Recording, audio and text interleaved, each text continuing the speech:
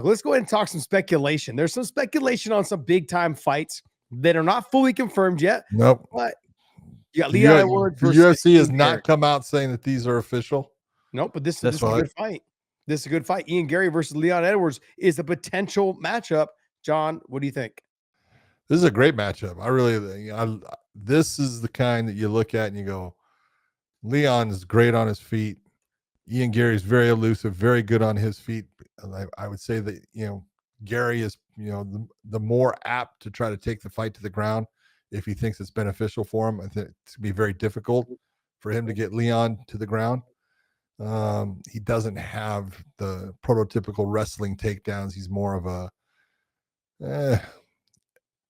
a grown man learning wrestling, and his jiu-jitsu is what he uses to get the fight to the ground. But, right now, psychologically, you got to say, well, Ian Garry's, in the position where he's up and Leon is down. Can Leon pull himself out of the proverbial dumper that he's been in as far as losing how many fights in a row now and get himself back on the winning track? All right, I'm going to be very controversial in this fight. I love the name value on this fight, but I think it has a chance to be in the fucking total snooze fest. These two guys are going to basically stick and move. Ian Garry's going to be on the outside trying to just punch and run. And Leon's going to, basically stick on the outside, try to use his speed. They're both, I think, equally as fast, probably. I think it has the potential of being a boring fight. It could be. It could be a point fight. Do you remember when MVP said, you don't want to see me and Stephen Thompson fight? Yeah. He's like, yeah, it's not going to be a good fight. And then now seeing this matchup, I'm like, and then after the whole thing that we heard last week by Sean Brady going, Ian Garry turned down the main event with me in Vancouver. Another time that I missed the main event because these guys are not taking fights.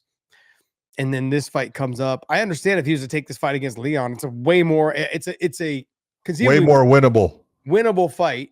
And it says it might be in Madison Square Garden, which is a bigger venue or a better venue, I should say, than Vancouver.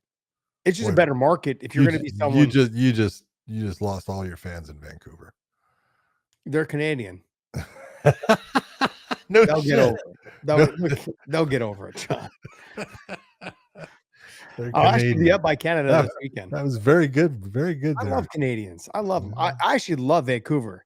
Fantastic Vancouver's fantastic. Yeah. Beautiful. Yes. I meant, you know what I meant when I said beautiful. There is a lot of beautiful women in Vancouver, in Canada, in Toronto. Have you ever been to Vancouver Island?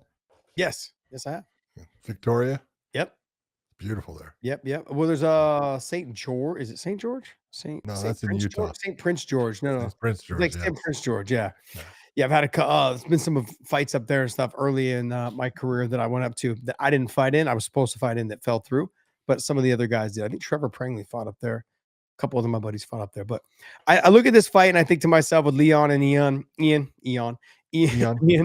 that it has the potential of being a snooze fest. Two guys really just trying to tit for tat them, almost like a sparring match. And you're going to end up with, if you're a judge for that fight, you're going, fuck my life. That's what you're thinking. Like, this is going to be one of those fights going to be hard to judge. Could be. What else you got for us there, Podcast Dave? All right, we got Josh Emmett versus Youssef Zalal. This will be a good fight. This is going to be a really good fight. You're talking about, Josh is very, very remarkable in the fact that at his age now, which I hate to say, but he's getting up there, being in the featherweight division, but man, he's still got that power, and the ability to wrestle, if he decides to do so, can always be something that can help him out. But he's going to have a very tough time as far as placing that power on Youssef Zalal. Very, very good with his footwork. He's elusive as hell. He is fast, and he's going to be much faster than Josh Emmett. And that's going to be the telltale. Does the guy who is, the slick swordsman being in Zalal able to get past the guy that's the cannon in Josh Emmett? Well, John, all he needs is one shot. That's all he needs. True. He's got to catch Zalal left to right in the lateral movement, big overhand right, or just a straight left, like a little loopy left hook, whatever it is. He's just got to catch him moving the wrong direction at the wrong time. And if he utilizes his wrestling just a tad, just to make him know that he's willing to go there, it will open up the striking a lot more. The chances of landing that knockout blow will open up tremendously if Josh Emmett decides to grapple or wrestle just a tiny bit. Doesn't have to force it, doesn't have to chase it the whole time. He's just got to threaten the takedown enough to where it makes Zalal a little hesitant for a split second to throw the kick, throw the punch, whatever it is. Yep. And he can land the big shot. Emmett's got huge power. He's got great wrestling when he chooses to use it. And so if he can mix those two things up and make it work for him, I think there's a good chance he can get this win over the young stud. I love Zalal. I think he's a fantastic fighter. He's got a bright future ahead of him. But I think Emmett still has a lot to prove. He's still trying to be out there, trying to prove it to everyone that he still is there to contend. He's a dog. He's going to come forward. He's going to keep trying to get the knockout. He never stops. You saw that in the Michael Johnson fight, all the way to the bitter end. Then he finally caught the punch.